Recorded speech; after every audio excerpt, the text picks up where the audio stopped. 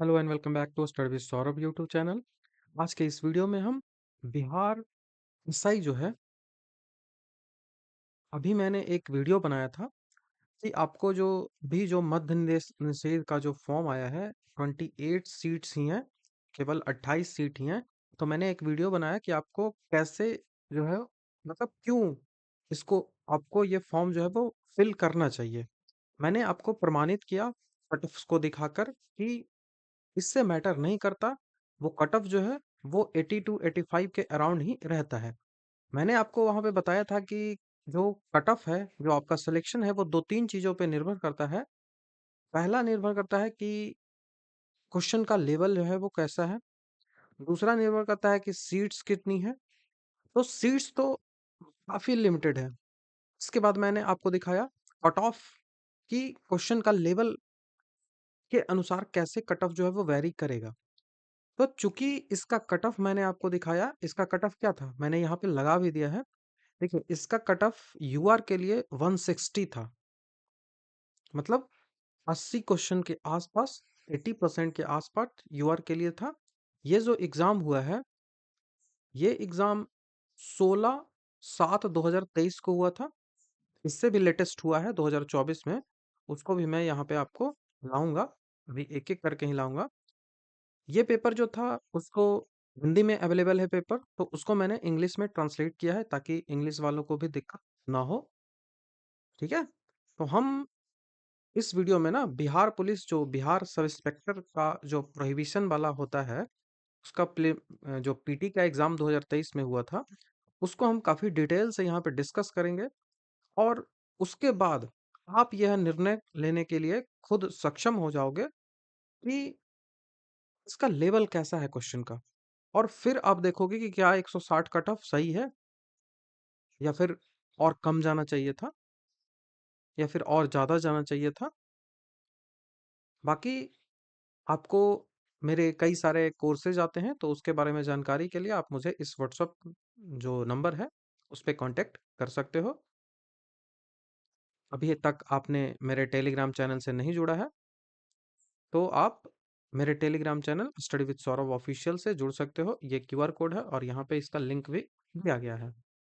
ठीक है, तो चलिए अब हम अपने जो वीडियो है उसकी शुरुआत पहले क्वेश्चन से कर लेते हैं। तो सबसे पहला क्वेश्चन था कि किएव जो है वो कैपिटल है किसकी, किएव किसकी राजधानी है। क्योंकि उस समय यूक्रेन और रशिया का वार काफी चरम सीमा पे था, स्टार्ट ही हुआ था, 2 साल अभी तक हो चुका है इस वार को। तो उस वॉर से रिलेट होने के कारण यह देश जो था वो न्यूज में था, इस कारण से ये पूछा गया था।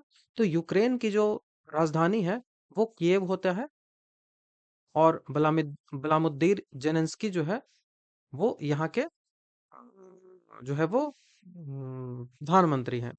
ठीक है, यहाँ के राष्ट्रपति हैं, प्रधानमंत्री बोल रहा हूँ, यहाँ के राष्ट्रपति हैं। ठीक है, और रूस के पुतिन है। तो इस कारण से ये जो क्वेश्चन है वो आया था। तो आपको यहाँ से अब, चूंकि अभी भी न्यूज में ये है यूक्रेन वाला पार्ट, तो यहाँ का जो संसद है उसको क्या कहते हैं, ये आपको याद होना चाहिए। बरखोवना राडा।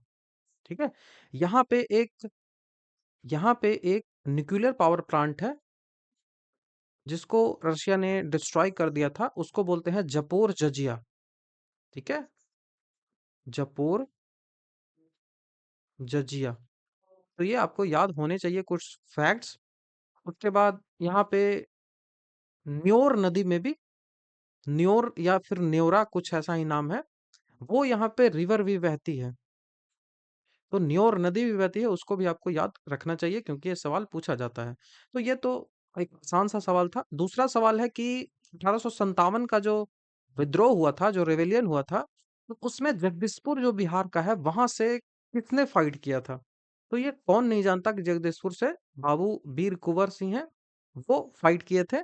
जगदीशपुर से बाबू वीर कुंवर सिंह ने ये विद्रोह जो है वो स्टार्ट किया था। ये गुरिल्ला युद्ध करते थे। गुरिल्ला युद्ध मतलब छुप के जो है वो टेक्नोलॉजी का यूज करके, अपना जो उस समय का टेक्नोलॉजी होता था उसको यूज करके ये जो है वो करते थे। 26 26 अप्रैल 26 अप्रैल 1858 26 अप्रैल 1858 को ब्रिटिश सेना के खिलाफ बहादुरी से लड़ते हुए इनका जो है वो निधन हो गया था। बाकी इनके बारे में काफी डिटेल से आपको जानना भी पड़ेगा। ठीक है। जैसे 1857 की क्रांति है वो बिहार में कहाँ से स्टार्ट हुई थी, कौन सा जो क्षेत्र था वो इससे प्रभावित नहीं था। तो ये सब क्वेश्चन जो है ना वो पीवाईक्यू में पूछे गए हैं। ठीक है। ये सब क्वेश्चन पीवाईक्यू में पूछ लिए गए हैं, तो आपको ये सब चीजें आपको याद होना चाहिए। जैसे फतेहपुर से अजीमुल्ला खान लड़ रहा था। फतेहपुर से अजीमुल्ला खां कहाँ से लड़ रहा था, तो वो फतेहपुर से लड़ रहा था। ठीक है। उसके बाद जो है वो बरेली से इसका नेतृत्व जो है वो खान बहादुर कर रहा था। खान बहादुर जो है वो बरेली से कर रहा था। बरेली से खान बहादुर कर रहा था। और जो है वो बख्त खां जो कि जो दिल्ली से कर रहा था। मुगल का जो शासक था उसने इसको जो है वो सारी पावर दे रखी थी बख्त खां को। उसके बाद साइंस से देखिए एक सवाल है। फिजिक्स से काफी बार पूछा जाता है ये सवाल, आसान सा सवाल है कि जो आकाश है वो नीला क्यों दिखाई देता है। आकाश जो है वो नीला क्यों दिखाई देता है, इसका क्या कारण है। तो आकाश जो है वो नीला दिखाई देता है क्योंकि जो नीला रंग होता है, जो वायलेट एंड ब्लू रंग होता है, वायलेट एंड ब्लू लाइट जो होता है वो ज्यादा स्कैटर करता है। ठीक है। बैगनी और नीला रंग का जो प्रकाश होता है वो सारे प्रकाशों से उनकी तुलना में वायुमंडल में अधिक वो स्कैटर करता है, प्रकीर्णन करता है। इस कारण से वो फैल जाता है क्योंकि इसका जो वेवलेंथ है ना, इसका जो वेवलेंथ है वो बहुत कम होता है। ठीक है। इसका वेवलेंथ बहुत कम होता है, इस कारण से ये फैल जाता है। अब जिसका वेवलेंथ बहुत ज्यादा होगा वो फैलेगा थोड़ी, जैसे रेड, वो सीधा चला जाएगा। ठीक है। तो ऐसे करके आप जो है वो कंसेप्ट तो आपको पता होना ही चाहिए, अदरवाइज आप नहीं कर पाओगे चीजों को। ठीक है। तो कंसेप्ट जो आपको होना ही चाहिए। उसके बाद आपको रेड डेटा बुक से पूछा जा रहा है कि हिमालय का जो भालू होता है, जो हिमालयन बियर होता है, और हिमालय का जो जियांट पांडा होता है, वो किस प्रजाति के उदाहरण है। मतलब रेड डेटा बुक जो हमारी रिलीज होती है, आईयूसीएन स्टेटस जो आता है, तो उस आईयूसीएन स्टेटस में इस हिमालय भालू और जो विशाल पांडा है इसका क्या स्टेटस है, वो कहाँ पे आता है। तो ये काफी वल्नरेबल स्पीसीज है। ठीक है। काफी ये वल्नरेबल स्पीसीज है। तो हिमालय भालू और विशाल पांडा जो है वो काफी वल्नरेबल है, काफी सुवेद जातियों में आता है। इसका जो वर्गीकरण है वो आयुषीएन के द्वारा किया जाता है। अब आयुषीएन से संबंधित आपको रेड डेटा बुक भी पूछा जाता है, तो उसके बारे में भी जानना चाहिए आपको। ठीक है। अब आईयूसीएन है, इसका एस्टेब्लिशमेंट कब हुआ था, तो आईयूसीएन 1948 में बना था। ये जो है वो रेड डेटा बुक यही जारी करती है। अब रेड डेटा बुक के बारे में भी आपको विशेष रूप से जानकारी होनी चाहिए क्योंकि यहाँ से सवाल जो है वो पूछे जाते हैं। अब इसका मुख्यालय कहाँ है, तो इसका हेडक्वार्टर से भी प्रश्न पूछा जाता है। तो इसका हेडक्वार्टर जो है वो ग्लैंड में है। ठीक है। इसका हेडक्वार्टर स्विट्जरलैंड का ग्लैंड जगह है, वहां पे इसका हेडक्वार्टर है। उसके बाद सवाल आता है भारत के ज्योग्राफी से कि भारत का जो लार्जेस्ट लेक, सबसे बड़ी नमकीन पानी की झील जो है वो सॉल्ट वाटर का लेक है, वो कौन सा है। तो नमकीन पानी का लेक जो भी रहेगा वो कहाँ रहेगा, वो समुद्र के किनारे रहेगा। वो रहेगा, वो समुद्र के किनारे रहेगा। तो सांभर लेक कहाँ है, क्या आपको पता है कि सांभर झील कहाँ है। तो सांभर झील जो है वो भारत की सबसे बड़ी अंतर्देशीय नमक झील है, लेकिन वो अंतर्देशीय है। ठीक है। सांभर जो है वो अंतर्देशीय है, लेकिन यहाँ पे जो आंसर हमारा होगा ना, वो हमारा आंसर चिल्का होगा क्योंकि ये उड़ीसा का सबसे बड़ा हो जाएगा और भारत का भी ये सबसे बड़ा। तो भारत का सबसे बड़ा नमकीन पानी का जो झील है वो चिल्का झील है, जो कि एशिया का भी सबसे बड़ा खारे पानी की झील में आता है। यह उड़ीसा में स्थित है। तो ये आपको याद होने चाहिए। अब बताइए आप डिडवाना कमेंट में करके कि डिडवाना झील जो है वो कहाँ है। ठीक है। उसके बाद साइंस सवाल है कि सोलर सेल जो होता है वो किससे बना हुआ होता है। सोलर सेल जो होता है वो किससे बना होता है। तो इसमें क्या आपको पता है, अभी सेमीकंडक्टर पे कितनी बातें हो रही है। तो ये सेमीकंडक्टर्स की बनी होती है। ठीक है। ये सेमीकंडक्टर की बनी होती है। तो ऑप्शन नंबर सी यहाँ से आंसर हो जाएगा। अब देखिए जितने भी एसआई के प्रश्न होते हैं उसमें आप देखोगे कि 5 से 6 प्रश्न जो आपको वर्ल्ड हिस्ट्री से पूछा जाएगा।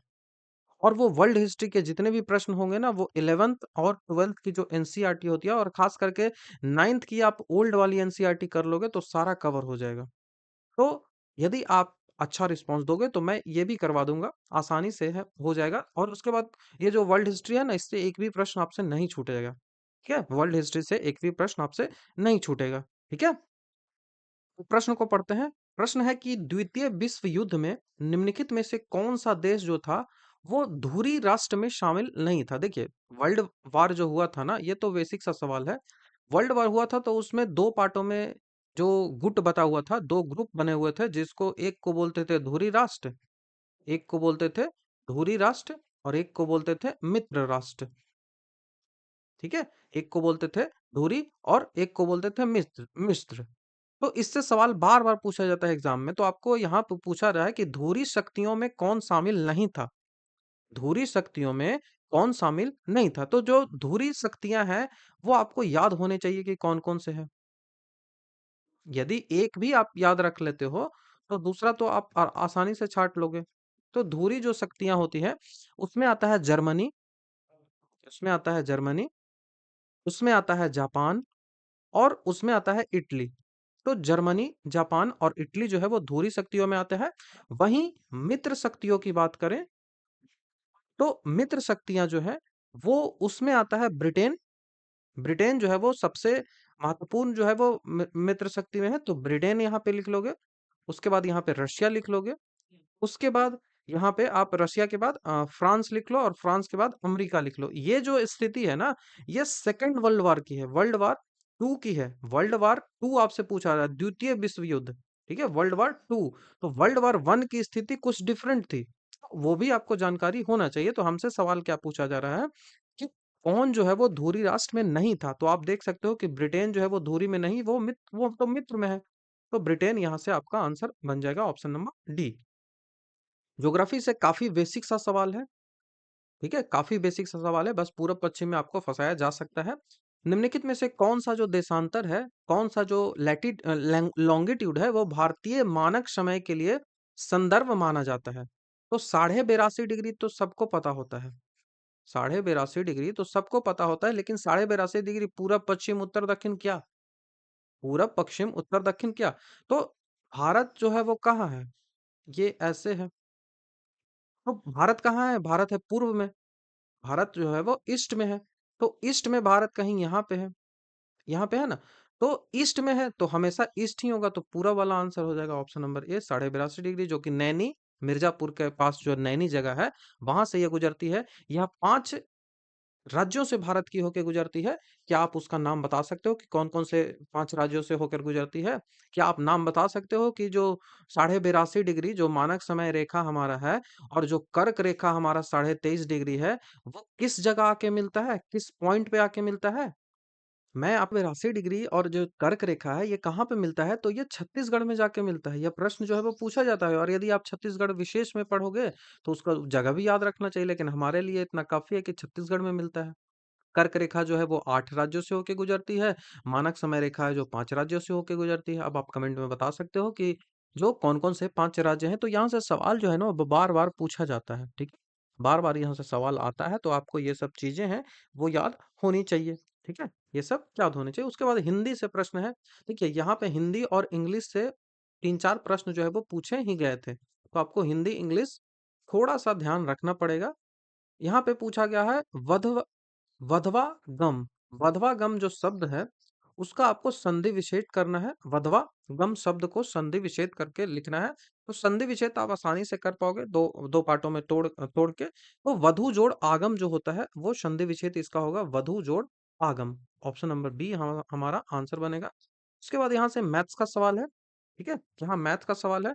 यहाँ पे आपसे पूछा जा रहा है कि 4.2 सेंटीमीटर त्रिज्या वाली धातु की गेंद को पिघलाकर 6 सेंटीमीटर त्रिज्या वाले एक बेलन के आकार में ढाला जाता है। तो सीधा सी बात है, तो बेलन की ऊंचाई आपसे पूछा है, तो सीधा सी बात है कि 4/3 पाई r क्यू, ये क्या है, ये गोले का आयतन होता है। और उसी तरह से बेलन का आयतन, जो सिलेंडर है उसका आयतन, ये तो गोला हो गया। ठीक है, ये तो गोला हो गया, स्फेयर हो गया। और उसके बाद सिलेंडर का आयतन जो है वो होता है पाई r स्क्वायर एच, पाई r स्क्वायर एच। ठीक है, पाई r स्क्वायर एच। अब यहाँ से आप सॉल्व कर लो। यहाँ से आप सॉल्व करोगे तो जैसे ही आप सारे वैल्यू को पुट करोगे, आर इक्वल टू पुट करोगे। ठीक है, जैसे आर इक्वल टू यहाँ पे 4.2 हो जाएगा, और यहाँ पे आर इक्वल टू 6 हो जाएगा। उसके बाद आपका वैल्यू जो है वो निकल जाएगा। ये 4/3 तो यहाँ पे रखना पड़ेगा। जब इसको आप सॉल्व करोगे तो आपका वैल्यू जो है वो 2.7 2.7444 करके आएगा तो 2.7444 ऑप्शन नंबर बी हमारा यहाँ से आंसर बन जाएगा। तो मैथ्स के भी सवाल आते हैं और एडवांस मैथ्स से भी 2 या 3 प्रश्न जो है वो पूछे ही जाते हैं। मेंस में तो ज़्यादा पूछा जाता है। ये प्री का है तो प्री में 1 सवाल मेंस से जो है वो आ जाएगा। बाकी मैथ्स के 5 क्वेश्चन की संभावनाएँ बनती है कि 5 क्वेश्चन्स आपसे पूछ लिया जाए। हो सकता है कि कट ऑफ को मैनेज करने के लिए इंग्लिश के भी 5 प्रश्न रहें, जैसे इसमें रहा था। ठीक है? उसके बाद पूछा जा रहा है कि बिहार में पहली बार राष्ट्रपति शासन जो है वो कब लगा था? प्रेसिडेंट रूल है वो कब लगा था? प्रेसिडेंट रूल जो है वो राष्ट्रपति के द्वारा लगाया जाता है जब 355 के अनुसार जो राज्य है वो संवैधानिक रूप से नहीं चलता है तो राज्यपाल जो है वो केंद्र को बोलता है कि आप यहाँ राष्ट्रपति शासन लगाइए, संविधान के अनुरूप जो है वो ये नहीं चल रहा है। बिहार में ना सबसे पहले 1968 में 1968 में 1968 में बिहार में पहली बार जो है वो राष्ट्रपति शासन लगाया था और उस समय जो बिहार के मुख्यमंत्री थे ना वो भोला पासवान थे। भोला पासवान। अब यह भी प्रश्न पूछा जाता है कि सबसे ज्यादा जो जो राष्ट्रपति शासन है वो कहाँ लगाया गया है? तो सबसे ज्यादा जो है वो मणिपुर में लगाया गया है। क्या? मणिपुर। अभी भी मणिपुर में लगाया गया है तो मणिपुर में कितना? तो पहले 10 था और अब 11 बार लग गया क्योंकि अभी लगा हुआ है मणिपुर में शासन क्योंकि वहां के जो एन बीरेन सिंह थे उन्होंने जो है वो मतलब क्या बोले वो रिजाइन कर दिए हैं अपनी पोस्ट से। उसके बाद दूसरे नंबर पे कहाँ लगता है? तो दूसरे नंबर पे जो है वो बिहार में लगता है। ठीक है। तीसरे नंबर पे शायद बिहार में लगता है। यूपी और बिहार, हाँ दूसरे नंबर पे यूपी में है। दूसरे नंबर पर यूपी में 9 बार और तीसरे नंबर पे बिहार में है। बिहार में 8 बार लगा हुआ है और पंजाब में भी 8 बार रखा हुआ। सबसे पहले जो लगा था 1954 में ना, सबसे पहले राष्ट्रपति शासन जो लगा था वो राजेंद्र प्रसाद के द्वारा 1954 में पेप्सू में ही लगा था। ठीक है, पेप्सू पंजाब में ही लगा था। तो ये सारे राष्ट्रपति से रिलेटेड प्रश्न है वो पूछ लिए जाते हैं। तो आप एक मेरे मेरे टेलीग्राम पे ना एक पिक्चर ऐसे मैंने सेंड किया है, उस पिक्चर को देख लीजिएगा ना तो राष्ट्रपति से वाले सारे प्रश्न जो है, आपातकाल वाले इमरजेंसी वाले सारे प्रश्न आपको ठीक हो जाएंगे। उसके बाद prime minister PVTG development mission जो है वो रिलेटेड है किससे? ठीक है, आपसे प्रश्न ये करंट अफेयर का प्रश्न है 23-24 से। तो करंट तो हम उतना डिस्कस करेंगे ही नहीं, आगे बढ़ते हैं। ये भी जो है वो करंट का सवाल है कि भारतीय अंतरिक्ष नीति 2023 के अनुसार कौन सी संस्था जो है वो अंतर्राष्ट्रीय प्रौद्योगिकी के अनुसार और विकास पर ध्यान जो है वो केंद्रित करेगी। तो उतना इम्पोर्टेंट हमारे लिए नहीं है। यहाँ देखिए स्टैटिक जीके से आपसे सवाल पूछा रहा है। स्टैटिक जीके पे भी प्रश्न जो है वो पूछे जाते हैं और खास करके इसी प्रकार के प्रश्न स्टैटिक जीके में देखने को मिलते हैं। जैसे पूछा जा रहा है कि बास्केटबॉल का जो कोर्ट होता है, बास्केटबॉल का जो कोर्ट होता है उसको मैदान जो होता है उसको क्या बोलते हैं? बास्केटबॉल का जो मैदान होता है उसको क्या बोलते हैं? तो जैसे ही इंग्लिश देखिएगा ना तो क्लियर हो जाएगा कि इसको कोर्ट कहा जाता है। ठीक है, इसको कोर्ट कहा जाता है, ऑप्शन नंबर बी। तो ऑप्शन नंबर बी यहाँ से आंसर हो जाएगा। बास्केटबॉल का जो मैदान होता है वो कोर्ट कहलाता है। यह कुछ आयत के जैसा होता है, इसमें कई सारे स्मैश होता है, कई सारी चीजें होती हैं तो आपको याद रखना है इसमें 5 टीम ईच में होते हैं। बाकी जो कोर्ट्स होते हैं वो इस तरह से होता है डायमंड। आपको कुछ ऐसे लाइन्स होते हैं, 2-2 लाइनें खींची होती है, तो एक बार आप ऐसे देख लीजिएगा ना, तो आपको समझ में आ जाएगा कि कोर्ट कैसा होता है, क्या जो है वो कौन-कौन से शब्द इस खेल में यूज़ किया जाते हैं, शब्द भी जो है वो पूछे जाते हैं। बास्केटबॉल जो है वो प्रमुखतः अमेरिका इसमें हमेशा डोमिनेट करता है, ठीक है? तो 15वां सवाल उसके बाद आता है कि राज्यसभा में कितने सदस्य मनोनीत किए जाते हैं? राज्यसभा में जो है वो कितने सदस्य मनोनीत किया जाता है? How many members of the Rajya Sabha are nominated? Rajya Sabha में कितने? तो 12 जो है वो नॉमिनेटेड होते हैं। भारतीय राज्यसभा जो है वो भारतीय संसद का ऊपर वाला सदन होता है और लोकसभा जो नीचे वाला सदन होता है और लोकसभा को लोकप्रिय सदन भी कहा जाता है। तो जो राज्यसभा होता है उसको काउंसिल ऑफ स्टेट भी कहते हैं। काउंसिल ऑफ स्टेट, यह भी सवाल आपसे पूछा जा सकता है। तो काउंसिल ऑफ स्टेट कहते हैं और यहाँ पे 245 जो सदस्य हैं और इन 245 सदस्यों में से 12 सदस्य जो है ना वो नॉमिनेटेड होते हैं। 12 सदस्य जो है वो नॉमिनेट होते हैं और राष्ट्रपति के द्वारा इनका नॉमिनेशन होता है और इनका कार्यकाल जो होता है वो 6 वर्षों का होता है।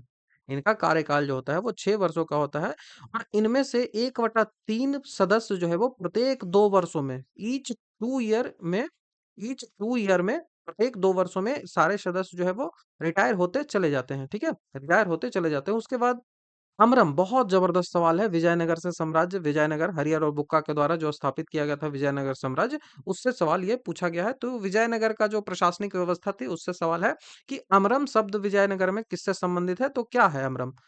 ब्राह्मणों को दिया जाने वाला भूमि, सैनिकों को दिया जाने वाला भूमि, या फिर विद्वानों को दिया जाने वाला भूमि, या फिर आपको नेक्स्ट जो ऑप्शन है वो गरीबों को दिया जाने वाला भूमि। तो अमरम कैसा लग रहा है? अमरम शब्द जब आप देख रहे हो तो अमर से संबंधित है ना। तो अमर से जब संबंधित है तो वो फाइट के लिए होगा। अमर कौन होगा? अमर कौन होगा? तो सैनिक ही तो अमर होंगे, लड़के। तो सैनिकों को जो दिया जाता था ना भूमि, वो अमरम कहलाता था। ठीक है? सैनिकों को दिया जाने वाला भूमि अमरम कहलाता था, जिसपे आपको निश्चित एक टैक्स भी आप कलेक्ट करते थे। ठीक है? इसके जो एवज में आप कुछ जो है वो टैक्स आप कलेक्ट कर सकते हो। विजयनगर साम्राज्य जो है वो 14वीं शताब्दी में जो है वो जो संगम जो काल होता है ना उसी समय इसकी स्थापना जो है वो 1336 ईस्वी में 1336 में हरिहर और बुक्का के द्वारा किया गया था। संगम वंश के दो भाई हरिहर और बुक्का थे, इन्हीं के द्वारा ये किया गया था। बाकी इसमें काफी ज्यादा वंश होते हैं। बहुत ज्यादा वंश है, चार पांच, तो पांच वंश होते हैं। इन्हीं में कृष्ण राज्य जो है वो बहुत ज्यादा इंपॉर्टेंट होते हैं। तो इससे संबंधित आपको सारे जो है वो क्लियर होने चाहिए। जैसे वांडीवासा का युद्ध आपसे पूछा जाएगा इसमें, राजसी तंगड़ी, तालीकोटा सब एक ही युद्ध होता है। तो आपसे सवाल पूछा जाएगा कि तालीकोटा का युद्ध, तालीकोटा का युद्ध क्या आप मुझे कमेंट में बता सकते हैं? मैं इतना आपको हिंट करता हूँ कि ये 16वीं शताब्दी है, मतलब 1500 से लेकर 1600 के बीच में कहीं हुआ होगा। तो आप मुझे कमेंट में बताइए। हम नेक्स्ट क्वेश्चन की ओर बढ़ते हैं। नेक्स्ट क्वेश्चन है कि राष्ट्रपति किसकी सलाह पर लोकसभा को भंग करता है? क्या प्रधानमंत्री की सलाह पे, स्पीकर की, वाइस प्रेसिडेंट की, या फिर इलेक्शन कमिश्नर की? तो राष्ट्रपति जो है वो प्रधानमंत्री की सलाह पे भंग कर देगा। तो यह भी सवाल पूछा जाएगा कि राष्ट्रपति जो है वो डिसॉल्व करता है। अगर लोकसभा को डिसॉल्व करना हो तो लोकसभा को डिसॉल्व करने का अधिकार केवल और केवल राष्ट्रपति के पास होता है, ना कि किसी और के पास। तो राष्ट्रपति मंत्री परिषद का सलाह होता है। उस मंत्री परिषद, और मंत्री परिषद का चेयरपर्सन कौन होता है? तो प्राइम मिनिस्टर। तो उस मंत्री परिषद के सलाह पर ही जो है वो राष्ट्रपति जो है वो करता है। तो आपको एग्जैक्ट यदि आंसर मिलेगा ना, एग्जैक्ट आपको आंसर है तो वो मंत्री परिषद आपको याद होना चाहिए, ना कि प्रधानमंत्री। और चूंकि मंत्रिपरिषद ऑप्शन में है नहीं और ना ही इनमें से कोई नहीं है, तो मंत्रिपरिषद को चेयर कौन करता है? तो वो करता है प्रधानमंत्री। तो इस कारण से ऑप्शन नंबर ए हमारा आंसर यहाँ से बनेगा। उसके बाद ज्योग्राफी का सवाल है कि the highest peak of peninsular plateau, जो प्रायद्वीपीय पठार है उस प्रायद्वीपीय पठार का सबसे ऊंचा पीक कौन सा है, सबसे ऊंचा चोटी कौन सा है? तो कितना आसान सा सवाल है, वो अनाईमुडी है। अनाईमुडी, अनामलाई की पहाड़ियां हैं, उस अनामलाई की पहाड़ियां पर अनाईमुद्दी जो है वो सबसे ऊंची चोटी है। और दूसरी सबसे ऊंची चोटी है वो डोडा बेटा है। दूसरी सबसे ऊंची चोटी है जो डोडा बेटा है। और ये सारी जो है ना, ये सारी वेस्टर्न घाट की चोटियां हैं। सारी जो है वो वेस्टर्न घाट की चोटियां हैं, मतलब पश्चिमी घाट की सारी चोटियां हैं। ठीक है? और यह जो अनाईमुद्दी है, अनामलाई जो पहाड़ी है, वो केरल में अवस्थित है। ठीक है? और वो केरल में अवस्थित है। वहीं ऐसे देखिए ये भारत है ना, तो इस भारत में ना यहाँ पे ना ये वाला जो पार्ट है ना, यहाँ पे कुछ पर्वतें हैं, और ये वाला जो पार्ट है ना, यहाँ पे कुछ पर्वतें हैं। तो ये वाला जो पार्ट हो गया इसको बोलते हैं वेस्टर्न घाट, और इधर वाला जो पार्ट हो गया उसको बोलते हैं ईस्टर्न घाट। तो वेस्टर्न घाट का सबसे पहले आपको याद रखना है कि वेस्टर्न घाट का सबसे ऊंचा चोटी कौन सा है। वेस्टर्न घाट का सबसे ऊंचा चोटी कौन सा है? तो वेस्टर्न घाट का तो मैंने बता दिया, अनामलाई पहली ऊंची चोटी, और दूसरी यहाँ की ऊंची चोटी डोडा बेटा। उसके बाद ईस्टर्न घाट का सबसे ऊंची चोटी कौन सा है? तो ईस्टर्न घाट का सबसे ऊंची चोटी महेंद्रगिरी है। और यह महेंद्रगिरी जो है वो उड़ीसा में अवस्थित है। ठीक है? महेंद्रगिरी उड़ीसा में अवस्थित है। और ये जो ऊटक मंडल आपको दिख रहा है ना, ये ऊटी तमिलनाडु में प्रिंसेस ऑफ हिल स्टेशन जो होता है वहां का, वहां पे है। ठीक है? प्रिंसेस ऑफ हिल स्टेशन भी इसको कहा जाता है, ऊटक मंडल को, ऊटी। तो पहाड़ियाँ कई सारी है, इलायची की पहाड़ियाँ हैं, नीलगिरी की पहाड़ियाँ हैं, पालनी की पहाड़ियाँ हैं। ठीक है? महेंद्रगिरी हो गया। उसके बाद जो राजा हरिश्चंद्र की पहाड़ियाँ आपको सह्याद्री में ही मिलेंगी। जो वेस्टर्न घाट होता है, वेस्टर्न घाट को सह्याद्री भी कहा जाता है। ठीक है, वेस्टर्न घाट को सह्याद्री भी कहा जाता है महाराष्ट्र में। तो महाराष्ट्र में कई सारे जैसे हरिश्चंद्र पहाड़ी आपको महाराष्ट्र में ही मिलेंगी। तो आपको पहाड़ियां याद होनी ही चाहिए क्योंकि इनसे सवाल जो है वो बहुत ज्यादा पूछे जाते हैं। नेक्स्ट सवाल आपको पूछ रहा है कि जो पियर्ल्स होते हैं, जो मोती होते हैं, मोती आपको कहाँ से मिलता है? मोती की खेती होती है, आपको पता है ना? तो मोती आपको कहाँ से मिलता है? क्या मूंगा से मिलता है, झींगा से मिलता है, सीप से मिलता है, या फिर दंतेलियन से मिलता है? दंतेलियन। तो जो मोती मिलता है ना, जो मोती मिलता है, वो आप कई सारे मूवी में भी देखते हो, वो ओएस्टर से ही मिलता है, सीप से ही मिलता है। वो इस तरह का कुछ खोली में बंद होता है, ठीक है? तो वो सीप से ही मिलता है, ओएस्टर से। उनकी खोली जो है वो कैल्शियम कार्बाइड की बनी होती है। नेक्स्ट सवाल आपसे पूछा रहा है कि मानव नेत्र में जो उसकी पुतली होती है, जो ह्यूमन आई में जो पुतली होती है, प्यूपिल्स जो होती है, प्यूपिल्स के आकार को किसके द्वारा कंट्रोल किया जाता है? प्यूपिल्स का जो आकार होता है, जानते हैं ह्यूमन जो है ना, ह्यूमन आई जो होता है ना, उसमें एकोमोडेशन की पावर होती है। एकोमोडेशन की पावर वो होती है जब जो इसका आकार जो है वो सिकुड़ता और बढ़ता है, सिकुड़ता और बढ़ता है। जब आप ज्यादा रोशनी में चले जाते हो तो इसका आकार सिकुड़ जाता है, और जैसे ही ज्यादा रोशनी से रूम में आओगे तो क्या होगा? आपको रूम में कुछ नज़र ही नहीं आएगा। तो वो क्या होगा? क्योंकि वो बहुत ज़्यादा सिकुड़ चुकी है, आपको धीरे-धीरे फैलने में समय लगेगा, और जब फैलेगा तभी आपको चीज़ें वो नज़र आएँगी। ठीक है? तो इसका नंबर जो है वो आइरिस हो जाएगा, ऑप्शन नंबर ए हमारा यहाँ से आंसर बन जाएगा। तो मनुष्य के आइरिस, अब आइरिस जो है इसको हिंदी यदि आपसे दे दिया जाए तो हिंदी भी दिया जा सकता है, तो हिंदी इसका परितारिका होता है।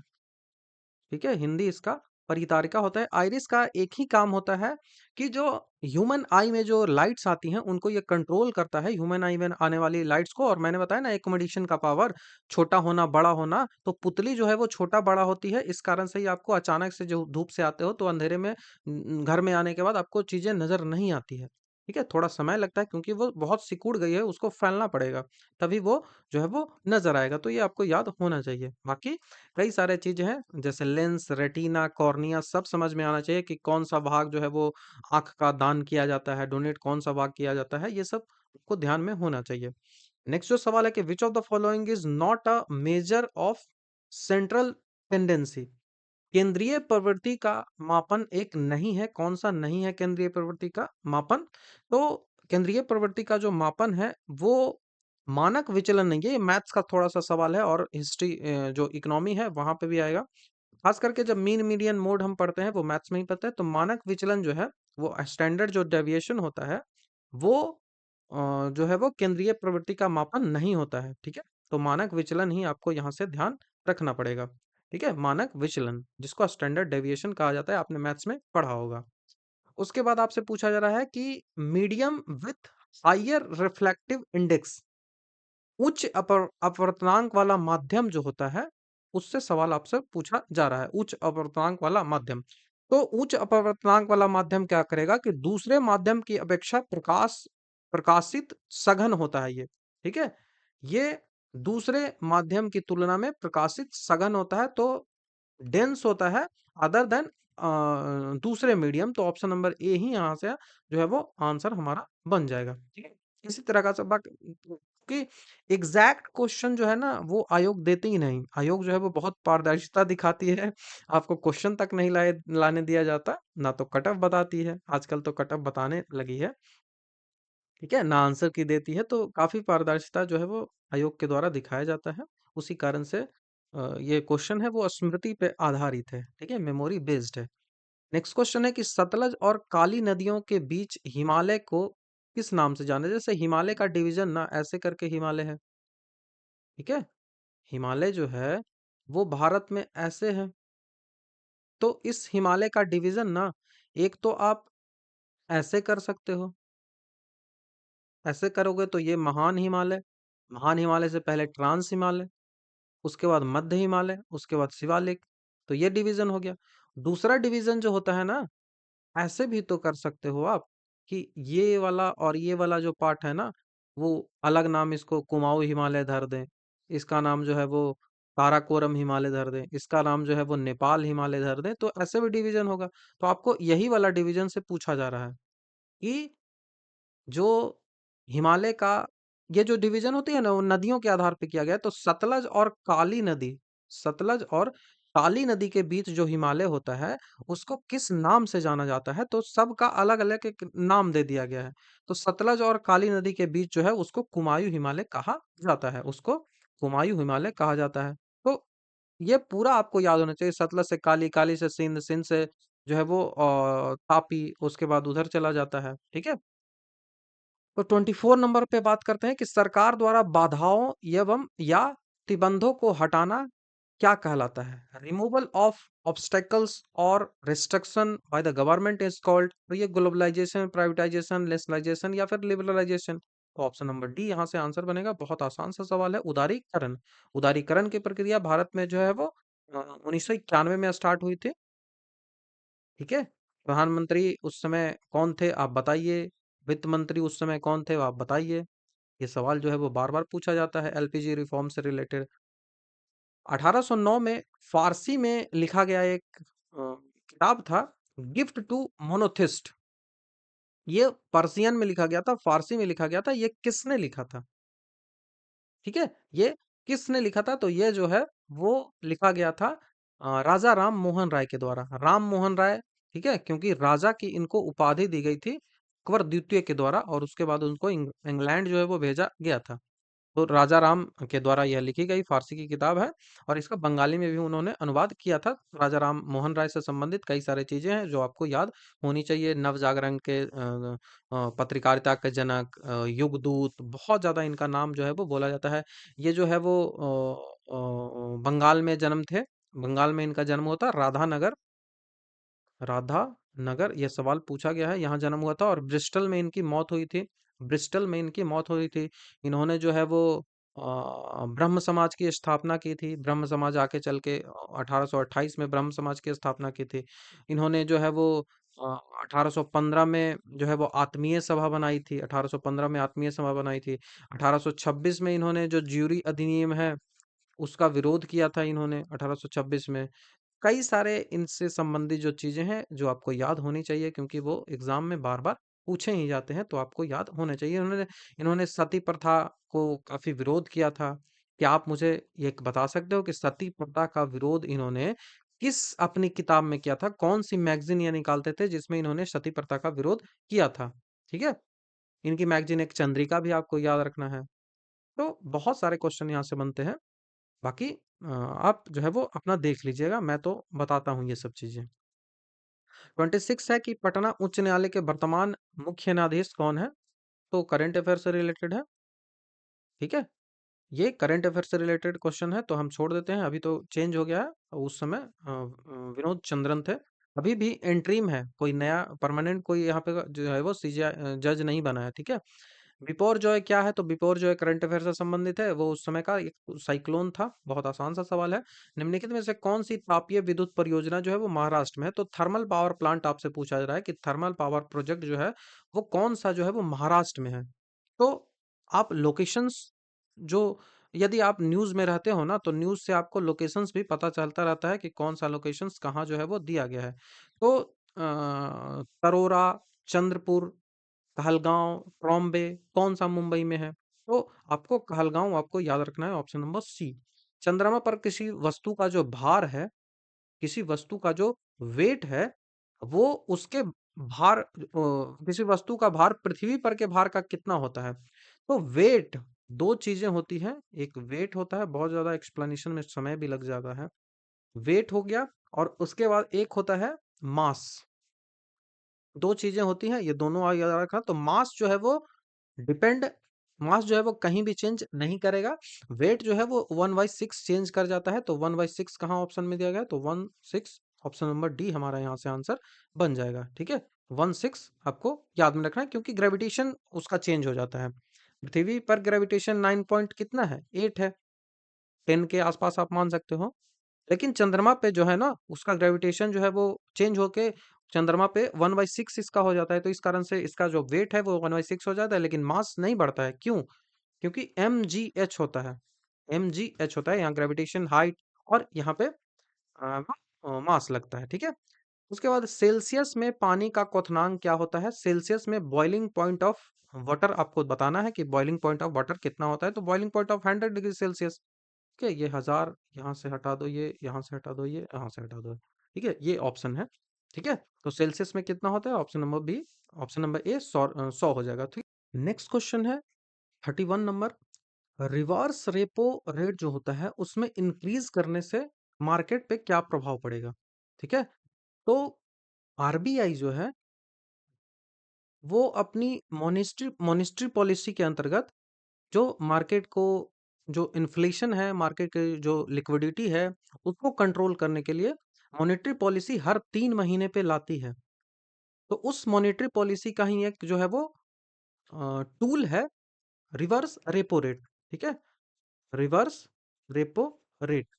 तो रेपो रेट और रिवर्स रेपो रेट दो चीजें होती है। तो ये रिवर्स रेपो रेट वैसा चीज है ना, जब आरबीआई जब आरबीआई जो कॉमर्शियल बैंक्स हैं उनसे कर्ज लेता है। अब ये कर्ज लेता है, ऐसा नहीं है कि आरबीआई के पास पैसे की कमी है, वो इसलिए लेता है कि मार्केट में जो पैसा है वो कम हो जाए। ठीक है, मार्केट में जो पैसा है वो कम हो जाए। देखिए, आरबीआई पैसा ले लिया, ठीक है, आरबीआई कर्ज लेता है कॉमर्शियल बैंक से। ये कर्ज किस लिए लिया जाता है? ना कि उसके पास पैसे की कमी, बल्कि मार्केट के लिक्विडिटी को कंट्रोल करने के लिए। तो आरबीआई कॉमर्शियल बैंक से कर्ज लेगा, तो मान लिया कि कर्ज ले रहा है, अभी जो है वो नॉर्मल कंडीशन है। उसके बाद कॉमर्शियल बैंक का क्या काम है कि वो जो कंज्यूमर होते हैं, जो नॉर्मल पीपल होते हैं, जो लोग होते हैं, उनको लोन देता है। ये लोन देगा तो लोन, ये इसके पास अगर ज्यादा पैसा रहेगा तो ज्यादा लोन देगा, इसके पास अगर ज्यादा पैसा रहेगा तो ज्यादा लोन देगा, कम पैसा रहेगा तो कम लोन देगा। ठीक है, कम पैसा रहेगा तो कम लोन देगा। तो यहाँ पे आरबीआई क्या करती है कि रिवर्स रेपो रेट को इंक्रीज कर दिया। रिवर्स रेपो रेट को इंक्रीज कर दिया, मतलब कि आरबीआई जो है वो वाणिज्यिक बैंक से जो उधार लेगा उसमें रिवर्स रेपो रेट को इन्होंने इंक्रीज कर दिया। रिवर्स रेपो रेट को इन्होंने इंक्रीज कर दिया। जब रिवर्स रेपो रेट इंक्रीज कर दिया तो बैंक जो है वो अधिक रिटर्न के कारण आरबीआई के पास अधिक अधिशेष निधि को जमा कर सकते हैं। ठीक है, इसके कारण क्या होगा कि बैंक जो है, चूंकि बहुत ज्यादा पैसा इसको मिलेगा, बैंक को जो है वो बहुत ज्यादा रिटर्न मिलेगा। तो चूंकि पहले 5% था, अब 6% हो गया, तो 6% वाले पे ज्यादा रिटर्न मिलेगा ना।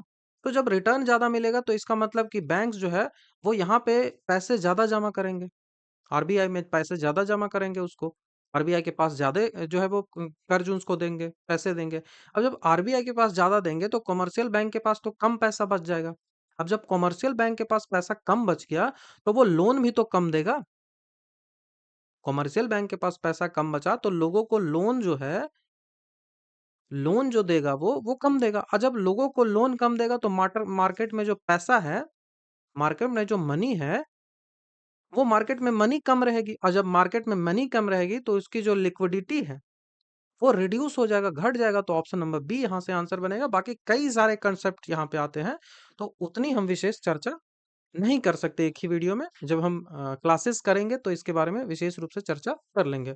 मुहावरा आपसे पूछा रहा है गागर में सागर, कम शब्दों में अधिक कहना, हिंदी आपसे पूछा गया है। ठीक है, उसके बाद पूछा जाए कि धुआंधार जलप्रपात जो है वो कहाँ है, तो जलप्रपात जो है वो उसको बोलते हैं फॉल बोलते हैं, वाटरफॉल बोलते हैं। तो वाटरफॉल धुआंधार आपको भेड़ा घाट में मिलेगा। भेड़ा घाट, भेड़ा घाट बहुत ज्यादा इंपॉर्टेंट ये है। ये संगमरमर जो व्हाइट संगमरमर है वो रहता है, इस कारण से बहुत जो है वो बहुत अच्छा दृश्य मिलता है। इस कारण से ये सवाल जो है वो पूछा जाता है। तो नर्मदा नदी का जो भेड़ा घाट है जबलपुर, वहां पे ये मिलता है। तो ऑप्शन नंबर डी हमारा यहाँ से आंसर बनेगा। जबलपुर कहाँ है? तो वो मध्य प्रदेश में है। ठीक है, मध्य प्रदेश में है। तो यह भी सवाल पूछा जा सकता है। बाकी क्वेश्चन है मैथ से, तो मैथ क्या ही मैं सॉल्व करूँ। एक दुकानदार को अपने वस्तुओं पर क्रय मूल्य से कितना प्रतिशत अधिक अंकित करना चाहिए ताकि अंकित मूल्य पर 20% छूट देने के बाद भी उसे 20% का लाभ हो?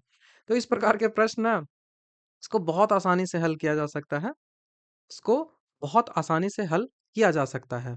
तो ऐसे जब भी प्रश्न आए ना, तो जैसे अंकित मूल्य पर 20% की छूट, तो मान लिया कि अंकित मूल्य है 100, उस पे 20% की छूट देगा तो मतलब कितना में बेचेगा? उसको 80 में बेचेगा।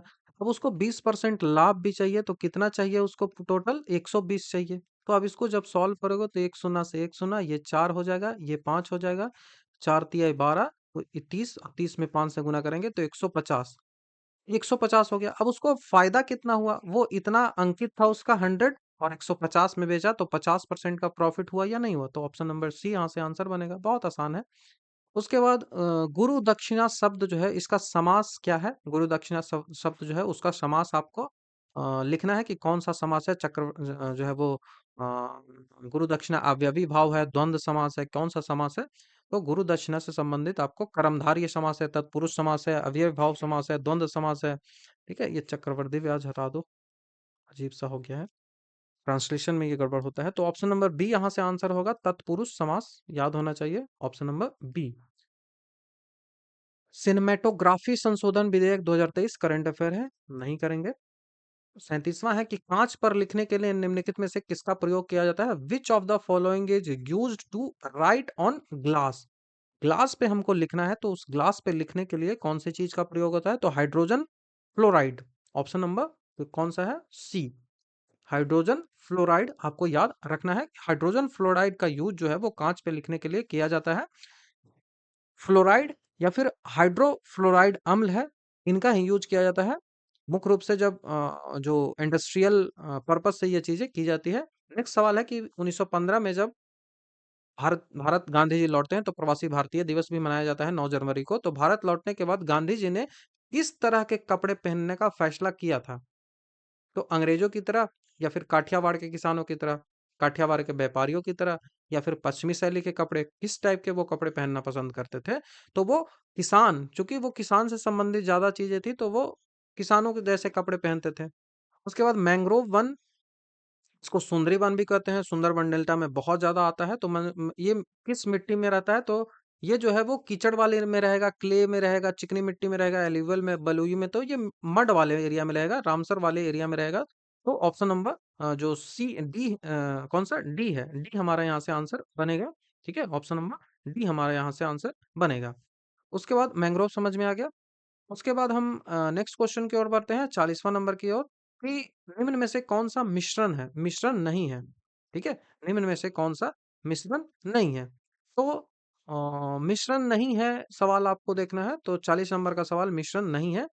तो जैसे distilled water, air, milk, mixed beverage, या फिर आयोडाइज सॉल्ट, कौन सा इसमें मिक्सचर नहीं है? तो इसमें जो है वो डिस्टिल्ड वाटर जो है वो मिक्सचर नहीं है, ये किसी चीज का मिक्सचर नहीं हो। तो ऑप्शन ए हमारा यहाँ से सही हो जाएगा, क्योंकि इसमें से जितना भी कॉन्टेमिनेशन होता है, जितनी भी अशुद्धियां होती है, इम्प्योरिटी होती है, सबको हटा दिया जाता है। और ये जो जो डिस्टिल वाटर होता है, इसको आशवन विधि के द्वारा, आशवन विधि से जो डिस्टिलाइजेशन होता है उसके द्वारा इसको, पानी को जो है वो साफ किया जाता है। बाकी कई सारे प्रोसेस होते हैं इनमें, अपना हम डिटेल में नहीं जाएंगे, क्लासेस में हो जाएगा सब। एक देश में एक विशेष वर्ष के दौरान उत्पादित सभी अंतिम वस्तुओं और सेवाओं का मूल्य जो है वो क्या कहलाता है? सभी अंतिम वस्तु, फाइनल गुड्स, देखिए फाइनल गुड्स लिखा हुआ होना चाहिए, तो वो कहलाता है ग्रॉस डोमेस्टिक प्रोडक्ट, सकल घरेलू उत्पाद, सकल घरेलू उत्पाद, ग्रॉस डोमेस्टिक प्रोडक्ट। ये एग्जाम जो है वो याद होना चाहिए। देखिए फिर से वर्ल्ड हिस्ट्री, प्रथम विश्व युद्ध का तात्कालिक कारण क्या था? प्रथम विश्व युद्ध का तात्कालिक कारण क्या था? तो तात्कालिक कारण था कि जो ऑप्शन नंबर डी, ऑस्ट्रियन राजकुमार फर्डिनेंड की हत्या हो गई थी, यही सबसे बड़ा तात्कालिक कारण था।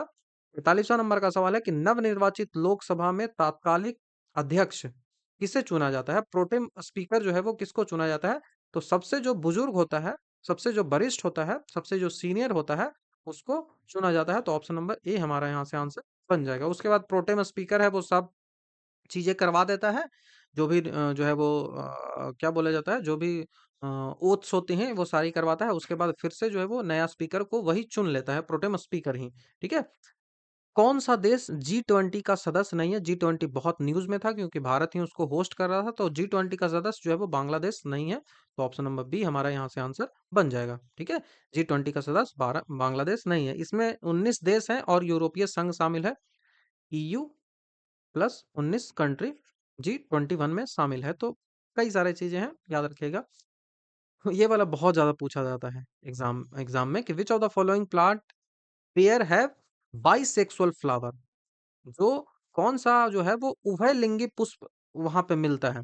उभयलिंगी पुष्प मिलता है। एकदम सरसों तो बार-बार एग्ज़ाम में पूछा जाता है, तो सरसों तो सब याद रखना है मस्ट, लेकिन देख लो सरसों हर जगह आपको मिल जा रहा है, यहाँ पे मिल रहा है, यहाँ पे मिल रहा है, यहाँ पे मिल रहा है, तो इससे तो काम नहीं बनेगा। सरसों के बाद आप हिबिस्कस भी याद रखिए, आपको एनसीईआरटी में ये मिल जाएगा, रटना पड़ेगा ये सब चीज़ें, और कुछ उपाय नहीं होता है। तो ऑप्शन नंबर ए हमारा यहाँ से आंसर बनेगा। इसका मतलब बाइसेक्सुअल का मतलब होता है एक ही फूल है ना, वहाँ पे जो है वो पुमंग और पुंकेसर दोनों मिल जाता है, तो नर और मादा अंग दोनों मिल जाता है, तो ये गुलहड़ और सरसों में आपको देखने को मिलता है। ठीक है। उसके बाद टोक्यो ओलंपिक उस समय हुआ था, तो सुमित नागल ने उतना इम्पोर्टेंट है नहीं इसका। ठीक है, आपको याद भी होगा क्योंकि बहुत ज्यादा इम्पोर्टेंट था, तो टेनिस से संबंधित है। उसके बाद 47 हमको देखते हैं। 47 है कि भौगोलिक अनुसंधान में किस देश ने यूरोप को नेतृत्व प्रदान किया? जो ज्योग्राफिकल जो है वो स्टार्ट हुआ, भौगोलिक अन्वेषण जो स्टार्ट हुआ, मतलब यूरोप का जो ज्योग्राफिकल रिसर्च स्टार्ट हुआ, वो किस देश ने सबसे पहले स्टार्ट किया? क्या स्पेन ने किया था या फिर पुर्तगाल ने किया था? क्योंकि आप जानते हो कि पुर्तगाल सबसे पहले भारत में आए थे। स्पेन वाले लोग जो है वो अमेरिका चले गए थे, उनका मकसद था भारत आना, लेकिन वो अमेरिका चले गए, और पुर्तगाल वालों का मकसद था अमेरिका जाना, लेकिन वो भारत आ गए गलती से। ठीक है। तो कौन सा यहाँ पे आंसर होगा, कौन पहले गया था? तो सबसे पहले पुर्तगाल गया था, ऑप्शन नंबर डी हमारा यहाँ से आंसर बन जाएगा। उसके बाद विधान परिषद वाले राज्यों, विधान परिषद की संख्या 6 है। विधान परिषद वाले राज्यों की विधान परिषद के सदस्यों की कुल संख्या उस राज्य की विधान सभा के सदस्यों की कुल संख्या की कितनी होती है? ये सवाल आपसे पूछा जा रहा है कि total number of member of legislative council of a state having legislative council shall not exceed of the total number of member of legislative assembly. तो कितना से एक्सटीड नहीं होना चाहिए? तो आसान सा सवाल है कि 1/3 से एक्सटीड नहीं होना चाहिए, 1/3, और 100 मैक्सिमम। ठीक है। और 40 से कम नहीं होना चाहिए, 40 से कम नहीं होना चाहिए। जैसे सबसे ज्यादा कहाँ है? सबसे ज्यादा यूपी में है, यूपी में 100 है। आप बता सकते हो कि बिहार में कितना है? बिहार में कितना है? क्योंकि 6 ही जगह पे लेजिस्लेटिव काउंसिल है, जो विधान परिषद है वो 6 ही जगह पे है। तो यूपी में मैंने बता दिया, बिहार आप बताओ कि कितना है बिहार में। तो 1/3 आपको याद रखना है, 1/3 से ज्यादा नहीं और 40 से कम नहीं। ठीक है। जी का मान आपसे पूछा रहा है, तो जी का मान कितना होता है? तो 2 जी होता है। बड़का यहाँ से पूछा जा रहा है या छोटा वाला पूछा जा रहा है? तो 6.67 इंटू 10⁻⁻11 न्यूटन मीटर पर स्क्वायर पर केजी। ठीक है, पर स्क्वायर पर केजी। तो ये आपको याद रखना है, ऑप्शन नंबर डी हमारा यहाँ से आंसर बनेगा, और इसका तो याद ही है आपको, 9.8। डोमोस शब्द का मतलब क्या होता है? डोमोस, ये एनसीईआरटी का जो है वो, जो लैटिन वर्ड्स जो है वो नहीं दिखाता है कि जैसे डेमोग्राफी, तो इसमें डेमो जो है वो लोगों से संबंधित है, और ग्राफी जो है वो ऐसे संबंधित है, तो सीधा एनसीईआरटी से उठा के ये पूछ दिया गया है डेमोस। ठीक है। ये डेमोस पूछा गया। ऐसे जो फिलिया जो लैटिन वर्ड होता है ना, जिसको रूट वर्ड भी आप इंग्लिश में पढ़ते हो, तो उसी से ये सीधा सा पूछ लिया है। एनसीईआरटी जब आप पढ़ोगे ना, तो ऐसे वर्ड्स आपको बहुत ज्यादा मिलेंगे, तो वहीं से ये सवाल है। तो इसका जो आंसर होगा, डोमोस वर्ड जो होता है वो जनता से संबंधित होता है, डेमोग्राफी इसी से संबंधित है। ठीक है। डेमो, डेमो जब भी आ जाएगा, डेमोस जब भी आ जाएगा, तो वो जनता से ही संबंधित आ जाएगा। ठीक है। उसके बाद 51वां नंबर का सवाल है, करंट अफेयर है, हम नहीं करेंगे। उसके बाद बक्सा टाइगर रिजर्व कहाँ है? बहुत ज्यादा इंपॉर्टेंट है। आपको टाइगर रिजर्व, नेशनल पार्क, यह सब चीजें हैं, आपको सारा याद होना चाहिए। तो बक्सा पश्चिम बंगाल में है, बक्सा तो पश्चिम बंगाल में है, तो ऑप्शन नंबर डी हमारा यहाँ से आंसर बन जाएगा। बक्सा टाइगर रिजर्व पश्चिम बंगाल में है। ठीक है। उसके बाद संविधान का 25वां अनुच्छेद किससे संबंधित है? तो वो किससे संबंधित है? क्या धर्म की बात करता है, समानता की बात करता है? तो ऑप्शन नंबर बी धर्म की बात करता है। स्वतंत्रता की कहाँ बात करता है? समानता की बात कहाँ करता है? तो वो तो 14 करता है। तो मौलिक अधिकार से संबंधित प्रश्न है, आपको याद होना चाहिए। नामीबिया मरुस्थल, नामीबिया से हम क्या, नामी मरुस्थल नामीबिया में होता है। तो नामीबिया अफ्रीकन एक कंट्री है। तो यहाँ से हमने चूंकि चीता मंगाया था, तो यहाँ से प्रश्न जो है वो आपसे पूछा जाएगा। नीचे जब साउथ अफ्रीका के पास पहुंचोगे ना, अफ्रीका का कुछ मैप अगर इस तरह से ड्रॉ करोगे, तो यहाँ पे साउथ अफ्रीका आएगा सबसे नीचे। तो उसी साउथ अफ्रीका के ऊपर यहाँ पे कहीं नामीबिया आपको दिखेगा। तो मैप आप देखिए, आपको समझ में आ जाएगा। हिंद स्वराज पुस्तक है, वो किसने लिखी थी? बहुत ज्यादा कंफ्यूजन कुछ लोगों में हो जाता है, तो आपको कंफ्यूज नहीं करना है दूसरे लोगों से। इनका महात्मा गांधी ही होगा। ठीक है। कई लोग तिलक भी कर देते हैं, क्योंकि उसका अलग स्वराज किताब नाम है। आप बता सकते हैं कि कौन स्वराज है उनका किताब का नाम? केंद्रीय सतर्कता आयुक्त आपसे पूछा गया है, तो करंट अफेयर का है, अभी के हिसाब से अब आप अपना अपना आप याद कर लीजिएगा। 7वां नंबर का सवाल है कि संसद के दोनों सदनों की संयुक्त बैठक के लिए कितनी गण पूर्ति की आवश्यकता होती है? तो गण पूर्ति कितनी की आवश्यकता होगी? तो 1/10 आवश्यकता होगी। ठीक है, 1/10 होगी आवश्यकता। अब ये गण पूर्ति का जो प्रश्न है वो कहाँ पे मिलता है? तो आर्टिकल 100 का 1 होता है, वहां पे गण पूर्ति से संबंधित जो प्रावधान है वो किए गए हैं। आर्टिकल 118 का 1 जो है, यहाँ पे कहा गया है कि जब भी जॉइंट सेशन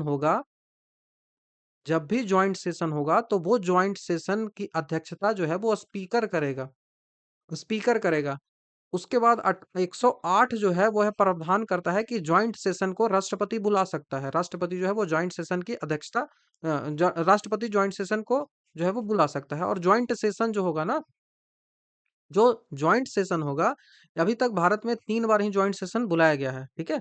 3 बार ही जॉइंट सेशन बुलाया गया है। ज जॉइंट सेशन तभी बुलाया जाता है जब कोई विधेयक जो है वो पारित नहीं हो पा रहा है, और आपको ज्वाइंट सेशन कहने का मतलब कि राज्यसभा और लोकसभा दोनों एक साथ बैठेगी, और जब दोनों एक साथ बैठेगी तो बिल पास हो ही जाएगा। अभी तक 3 बार किया जा चुका है। कौन कौन बिलों में किया जा चुका है, यह भी प्रश्न आपसे पूछा जाता है, तो यह भी आपको याद रखना है। तो राष्ट्रपति ये जो संयुक्त बैठक जो सेशन है इसको बुलाता है। आर्टिकल 108 में ये प्रावधान किया गया। तो कई सारे आर्टिकल्स मैंने आपको बताई, तो वो आपको याद होने चाहिए, क्योंकि ऐसे प्रश्न आपके एग्जाम में आ ही जाते हैं।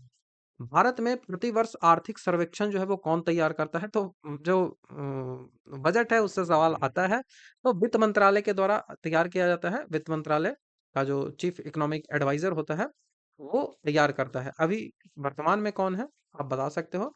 ये सवाल जो है वो सीआई से है, एसआई से है, जीआईएसआई से है। तो यदि ब्याज वार्षिक रूप से संयोजित किया जाता है तो 10% प्रति वर्ष की दर से 3600 रुपया पर 3 वर्षों का चक्रवृद्धि ब्याज ज्ञात करिए।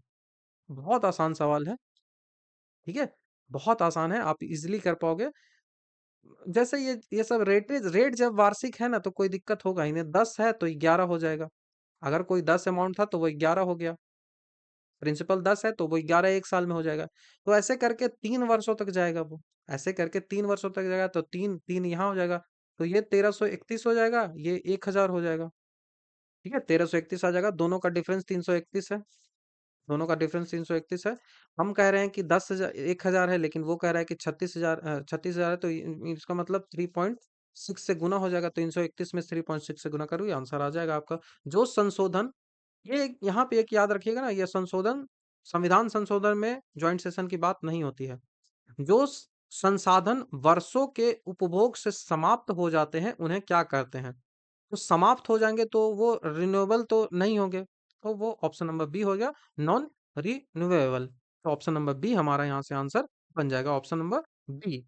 उसके बाद आपका सवाल है कि जीवों के परिरक्षित अवशेष जो है वो क्या कहलाते हैं? जीवों के जो संरक्षित अवशेष है वो क्या कहलाते हैं? तो फॉसिल कहलाते हैं। फॉसिल। तो ऑप्शन नंबर ए हमारा यहाँ से आंसर बन जाएगा। ऑप्शन ए जीवाश्म कहलाते हैं। बाबू जगजीवन राम छात्रावास योजना, बहुत आसान सा सवाल है, पूछ लिया गया है कई बार, तो एससी से रिलेटेड होता है। ऑप्शन नंबर बी होगा आंसर। कौन सी भारतीय कंपनी जो है वो बहुराष्ट्रीय निगम नहीं है, मतलब मल्टीनेशनल कॉर्पोरेट कंपनी जो है वो नहीं है? कौन सी मल्टीनेशनल नहीं है? तो बीएसएनएल, टाटा मोटर्स, उसके बाद रैनबैक्सी, उसके बाद एशियन पेंट्स, तो कौन नहीं है? तो बीएसएनएल नहीं है। बीएसएनएल का स्थिति बहुत खराब है। शायद लगता है ना, भारत की आजादी के बाद अभी बीएसएनएल पहली बार प्रॉफिट कमाया है। न्यूज में आया था ये। ठीक है, ये करंट अफेयर है, हम इसको छोड़ रहे हैं। बिहार के कौन से राज्यपाल जो हैं वो भारत के राष्ट्रपति भी रह चुके हैं? तो ऐसे प्रश्न आपसे एग्जाम में पूछ लिए जाते हैं, तो आप इस प्रकार के प्रश्न आपको याद होने चाहिए। तो option number D, Ramnath Kovind, आपको पता होगा। रामनाथ कोविंद। जैसे अभी उड़ीसा की जो उड़ीसा की जो थी ना, वो राष्ट्रपति बन गई है, ट्राइबल वुमेन। उसके बाद नाथपा झाकरी जो हाइडेल पावर प्रोजेक्ट है, नाथपा झाकरी, वो किससे संबंधित है? बहुत ज्यादा इंपॉर्टेंट है, हाइड्रो इलेक्ट्रिक पावर प्रोजेक्ट है। ठीक है, हाइड्रो हाइडल पावर प्रोजेक्ट है नाथपा झाकरी, वो कहाँ है? ये प्रश्न बार बार पूछा गया है। तो ये हिमाचल प्रदेश में है। ऑप्शन नंबर ए हमारा यहाँ से आंसर बजबा। नाथपा झाकड़ी जो प्रोजेक्ट है वो हिमाचल प्रदेश में अवस्थित है। चमगादड़ और पक्षी के पंख हैं कैसा? चमगादड़ और पक्षी के पंख जो है वो कैसा है? आप जब जो इवोल्यूशन पढ़ोगे, हेरेडिटी पढ़ोगे, तो वहां से ये प्रश्न जो है वो पूछा गया है। तो चमगादड़ और पक्षी के पंख आपको याद रखना है, ये समजात अंग है, होमोजीनियस अंग है, समजातीय अंग है। भारतीय राष्ट्रीय कांग्रेस के प्रथम अध्यक्ष एओ ह्यूम 1885 में स्टैब्लिश हुआ था। तो ये सब आपको मतलब इतना भी तो पता ही होगा कि ये सब क्या चीजें होती है। ठीक है। अ, ठीक है। 72 व्यक्ति आए थे पहले सेशन में, यह भी पूछा जाता है, तो याद रखिए। E20 क्या है? G20 नहीं, E20 आपसे पूछा जा रहा है। E20 क्या है? तो E20, ठीक है, E20 एल्कोहल मिश्रित एक पेट्रोलियम है। ठीक है।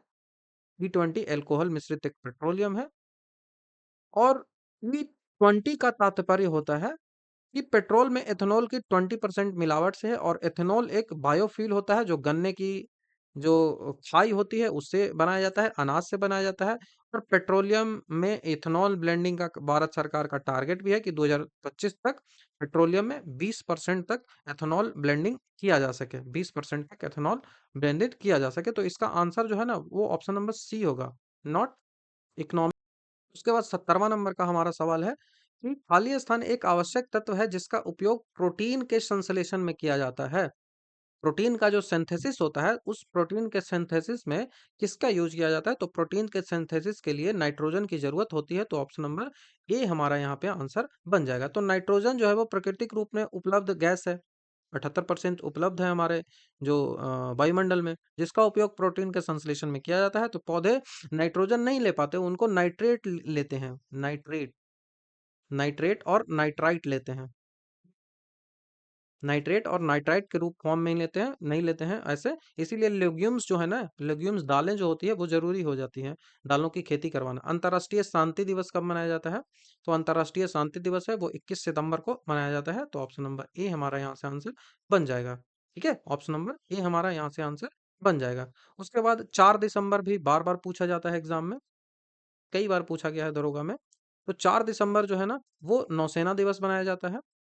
8 हाँ, 12 अक्टूबर तो वैसा कुछ है नहीं। 19 नवंबर को विश्व शौचालय दिवस मनाया जाता है, विश्व शौचालय दिवस। बाकी इतना काफी है।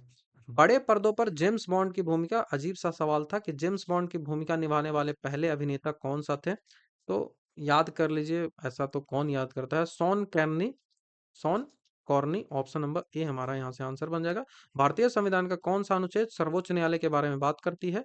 तो 124 से लेकर कहाँ तक है अनुच्छेद, क्या बता सकते हो आप? तो 124 ही तो यहाँ एक नजर आ रहा है। तो ऑप्शन नंबर बी ही तो आंसर होगा, ऑप्शन नंबर बी ही तो आंसर होगा। तो 123 जो है वो राष्ट्रपति का ऑर्डिनेंस से संबंधित है, 123 राष्ट्रपति का ऑर्डिनेंस से संबंधित है। 153 जो है वो राज्यपाल से संबंधित है। और 213 जो है वो राज्यपाल द्वारा जो अध्यादेश जारी किया जाता है उससे, ऑर्डिनेंस जो जारी किया जाता है उससे है। ठीक है। तो और 124 जो है वो सुप्रीम कोर्ट से है। करंट अफेयर का सवाल है, हम नहीं करेंगे। गांधी ने सत्याग्रह आरंभ किया। Choose the correct translation of the following. आपको ट्रांसलेशन भी पूछा जा रहा है, इंग्लिश से भी सवाल पूछा जा रहा है, ताकि कट ऑफ को मेंटेन रखा जा सके। तो ऑप्शन नंबर बी यहाँ से आंसर होगा। Gandhi ji started the Satyagraha movement. Bharat के राष्ट्रीय परिदृश्य सर्वेक्षण संगठन का उत्तरदायित्व है। भारत का जो national sample survey organisation NSSO, ये क्या करता है? एनएसएसओ जनगणना करता है, क्या करता है? तो ये जो है वो ये कंडक्ट करता है, conducting the large scale survey at the all India level in various field, कई सारे फील्डों में करता है। तो ऑप्शन नंबर बी हमारा यहाँ से आंसर बनेगा। भारत का जो राष्ट्रीय एनएसएसओ है वो कई सारे जो है वो करता है। और एनएसएसओ सीएसओ के साथ मिलकर जो है वो एनएसएसओ जो है वो सीएसओ के साथ मिलकर काम करती है। ठीक है। तो आपका 77वां नंबर का सवाल है कि प्रथम लॉ ऑफिसर कौन होता है? बहुत इजी सवाल है, बार बार पूछा जाता है। तो भारत के जो अटॉर्नी जनरल होते हैं वही कहलाते हैं। तो ऑप्शन नंबर सी हमारा यहाँ से आंसर बनेगा, प्रथम लॉ ऑफिसर। स्टेट का अटॉर्नी जनरल, भारत का अटॉर्नी जनरल और स्टेट्स का क्या होता है, आप बता सकते हो? ठीक है। अभी भारत का अटॉर्नी जनरल कौन है? यही जो है ना स्टेट का केस लड़ता है। जैसे अभी बीपीएससी का केस है ना, तो वो यहाँ का जो होगा ना अटॉर्नी जनरल, वही लड़ेगा राज्य का। ठीक है। उसके बाद फिर से वही करंट अफेयर का सवाल है। उसके बाद है अजीब सा सवाल एक, आपको देखने को मिलेगा, बोस्कियाना। बोस्कियाना एक किताब है गुलजार पर लिखी गई एक हिंदी पुस्तक है, तो ये किसने लिखी है? ये किसने लिखी है, यह आपसे सवाल पूछा गया है। ये किसने लिखी है? तो यशवंत व्यास ने लिखी है। अजीब सा सवाल है, यशवंत व्यास। इस टाइप के किताबों को कौन याद रखता है भाई? ये मैथ्स का है, हम छोड़ते हैं। इसका आंसर मैं आपको बता देता हूँ बस। क्या ही मैथ सॉल्व करें, बहुत आसान सा सॉल्व होता है। जैसे 3100 रुपये पर 6 अधिमूल्य पर 7.4 स्टॉक का मूल्य क्या होगा? बहुत आसान सा, आप इजीली कर पाओगे। जैसे बताओ, कर ही देता हूँ। मान लिया कि स्टॉक का दाम 100 रुपया है, ठीक है? तो 6 रुपया जैसे ही अधिमूल्य करोगे तो 106 रुपया स्टॉक का दाम हो जाएगा। अब 100 रुपये का स्टॉक मूल्य पर अधिमूल्य 106 हो गया, तो 3100 पे कितना होगा? 106, 100, 3100, ऐसे करके सॉल्व कर दो तो आपका आंसर आ जाएगा 3286। Option number C. नौजवान भारत क्या भगत सिंह से संबंधित है? तो भगत सिंह से संबंधित है। नौजवान भारत 1926 ईस्वी में भगत सिंह के द्वारा स्टैब्लिश है, वो किया गया था। ठीक है, भगत सिंह ने नौजवान भारत की स्थापना की थी। वहीं लाला हरदयाल के द्वारा 1913 में गदर पार्टी की स्थापना की गई थी। तो प्रश्न पूछे जाते हैं आपसे, वर्ब पूछना है इंग्लिश पूछा है कि ही सक्सीडेड बिकॉज ही क्या वर्कड हार्ड, क्या होगा? तो इंग्लिश भी थोड़ा थोड़ा आपको जाना चाहिए, वैसा नहीं कि आप पढ़ने बैठ जाओ, नहीं है, ठीक है? तो he succeeded because he worked hard, जैसे ही सक्सीडेड है तो यहाँ पे भी जो है वो थर्ड फॉर्म ही यूज होगा, तो सक्सीडेड। उसके बाद पूछा जा रहा है कि निर्यात तत्परता सूचकांक जो होती है, एक्सपोर्ट प्रिपेयर्डनेस इंडेक्स जो होती है, वो कौन पब्लिश करता है? निर्यात तत्परता सूचकांक को पब्लिश कौन करता है? सूचकांक से संबंधित बहुत ज्यादा सवाल पूछा जाए तो नीति आयोग। नीति आयोग का फुल फॉर्म भी आपको याद होना चाहिए। ठीक है, नीति आयोग का फुल फॉर्म भी याद होना चाहिए। स्टैब्लिश 2015 में हुआ था, प्रधानमंत्री इसके अध्यक्ष होते हैं। बहुत सारा सवाल यहाँ से पूछा जाता है। उसके बाद तापमान का एसआई इकाई क्या है? तापमान का एसआई यूनिट क्या है? तो तापमान का एसआई यूनिट केल्विन होता है। ये आपको याद होना चाहिए। ऑप्शन नंबर ए हमारा यहाँ से आंसर बन जाएगा। ऑप्शन नंबर ए। ये केल्विन का फॉर्मूला याद कर लो, CY5 बराबर FY32/9। ऐसा करके प्रश्न जो है वो आपको याद रखना है, क्योंकि यहाँ से सवाल बहुत ज्यादा पूछे जाते हैं। कैबुल लामजाओ मणिपुर में है। कहीं मणिपुर आ रहा है, देखिए यहाँ पे जो फुमड़ी भी वो कहा जाता है किसको? तो फुमड़ी कहा जाता है यहाँ पे जो घरें होती हैं वो फ्लोट करती रहती हैं इस नेशनल पार्क में, केबुल लामजाओ में। तो वो फुमड़ी, वहां पे घरें फ्लोट करने वाली को फुमड़ी कहा जाता है। तैरती हुई जो घास होती है उसको फुमड़ी कहा जाता है। यहाँ संगई नाम की हिरन होती है, यह भी सवाल जो है वो बार बार पूछा जाता है। संगई हिरन जो है वो यहीं पे मिलता है। तो केबुल लामजाओ मणिपुर से संबंधित है। मणिपुर में अभी जो है वो कुकी और मित्तई ट्राइब है, इन दोनों के बीच काफी ज्यादा डिस्प्यूट है, की और मित्तई ट्राइब के पास। अभी राष्ट्रपति शासन यहाँ पे लग चुका है 11वीं बार। उसके बाद इंड्यूस करंट जो है वो किस रूल से आता है? Induce current, the direction of induce current is given by which of the following? Induce current का डायरेक्शन किसके द्वारा दिया जाता है? तो फ्लेमिंग का जो राइट हैंड का रूल होता है उसके द्वारा। तो ऑप्शन नंबर ए हमारा यहाँ से आंसर बनेगा। नेक्स्ट सवाल है कि भारत में मनरेगा कब लागू हुआ था? 5-6, 5-6 बहुत कंफ्यूजन आपको करेगा, तो आपको याद रखना है 6 में यहाँ से आंसर होगा। मनरेगा जो है वो भारत सरकार के द्वारा 2006 में शुरू की गई थी और एक्ट जो है वो 2005 में आया था। तो मनरेगा भारत सरकार के द्वारा कब लागू किया गया था पूछ रहा है ना, तो लागू जब किया गया था ना तो वो 2006 हो जाएगा। ठीक है, लागू जब किया गया था तो वो 2006 हो जाएगा। ऑप्शन नंबर सी आंसर यहाँ से बनेगा। मनरेगा भारत में वर्ष 2006 में शुरू किया गया था, महात्मा गांधी राष्ट्रीय ग्रामीण रोजगार योजना। ठीक है, इसमें एक्ट जो है वो मनरेगा कर दिया गया था। पहले ये नरेगा था, बाद में इनको मनरेगा कर दिया गया। ठीक है, बाद में मनरेगा कर दिया गया था। इसमें 100 दिनों की गारंटी काम आपको मिलता है। ठीक है, गारंटी काम 100 दिनों के अंदर मिलता है। बाकी कई सारी चीजें यहाँ से होती है। आपको इसका जो है वो पैसिव वॉइस में आपको चेंज करना है, तो पैसिव वॉइस हो जाएगा he is called pacemaker. He is called a peacemaker. Option number C यहाँ से आंसर बन जाएगा। Everyone call him a peacemaker. आंख और उसके रोग से संबंधित चिकित्सालय की शाखा जो है वो क्या कहलाती है? तो ऑन्कोलॉजी। क्या ऑन्कोलॉजी कहलाती है? तो ऑन्कोलॉजी नहीं, ऑप्टेमोलॉजी। ठीक है, ऑप्टोमोलॉजी। उसके बाद है ओडोंटोलॉजी। उसके बाद है ऑप्थेल्मोलॉजी। तो ऑप्थेल्मो यहाँ से आंसर बनेगा। ऑप्शन नंबर डी हमारा आंसर बनेगा। उसके बाद ऑप्टेमोलॉजी। ऑप्टेमोलॉजी क्या है? तो ऑप्टेमोलॉजी होता है आंखों की जांच कर जो चश्मा और लेंस प्रिस्क्राइब करता है, वैसे जो डॉक्टर होते हैं उसको बोलते हैं ऑप्टेमोलॉजी। ऑप्टेमोलॉजी उसके बाद ओंकोलॉजी जो है ना, ये ओंकोलॉजी जो है वो कैंसर से संबंधित है, कैंसर से संबंधित ओंकोलॉजी हो जाएगा। उसके बाद ओडेंटोलॉजी जो होता है ना, जो दांत से संबंधित जो बीमारियों का अध्ययन करता है, वो डेंटोलॉजी ओडेंटोलॉजी कहलाता है। 90 नंबर का सवाल है कि निम्नलिखित में से कौन सी विशेषता खनिज पदार्थ की नहीं होती है? Which of the following characteristic is not found in minerals? Minerals का कौन सा कैरेक्टरिस्टिक है वो नहीं होता है? तो ये प्राकृतिक प्रक्रिया द्वारा बनते हैं, तो मिनरल्स प्राकृतिक प्रक्रिया द्वारा ही बनते हैं, सही है। यह एक विशिष्ट रासायनिक संगठन होता है, they have a specific chemical composition, तो यस, इनके पास जो है वो केमिकल कॉम्पोजिशन बहुत होता है।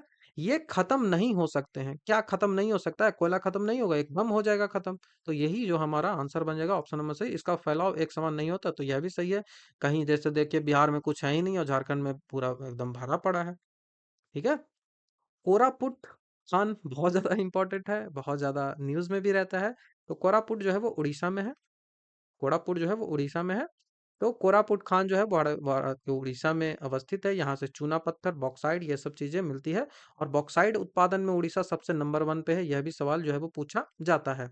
औरंगजेब की मृत्यु 1707 में हुई थी। ऑप्शन नंबर ए हमारा यहाँ से आंसर बन जाएगा। बार बार पूछा गया है, 1707 में हुआ था। और इसका उत्तराधिकारी जो है वो बहादुर शाह प्रथम था, जिसको मोहम्मद आजम भी कहा जाता था। निम्न मूल्यों में से सरकार फसलों के समर्थन में कौन सा मूल्य जो है वो घोषित करती है? तो न्यूनतम समर्थन मूल्य घोषित करते हैं। क्या गन्ना के लिए कुछ अलग से घोषित किया जाता है? यह भी प्रश्न जो है वो पूछा जाता है। तो न्यूनतम समर्थन मूल्य तो यहाँ से हो जाएगा। उसके बाद गन्ना के लिए गन्ना समर्थन मूल्य अलग से घोषित किया जाता है, गन्ना इसमें नहीं आता है। अभी शायद 26 फसलों के लिए ये जो है वो न्यूनतम समर्थन मूल्य जो है वो घोषित किया जाता है। अब क्या आप ये बता सकते हो कि न्यूनतम समर्थन मूल्य जो है, एमएसपी जो है, वो किस संस्था के द्वारा घोषित किया जाता है? ये आप मुझे कमेंट में बताइए, किस संस्था के द्वारा घोषित किया जाता है। उसके बाद है, जल के अणुओं की अर्धपारगम्य झिल्ली द्वारा गति करना क्या कहलाता है? तो जल जो है वो जो अर्धपारगम्य सेमी परमिएबल मेम्ब्रेन है, उनके द्वारा गति करती है, तो उनको क्या कहा जाता है? तो यो कहलाता है परासरण, मतलब ऑस्मोसिस।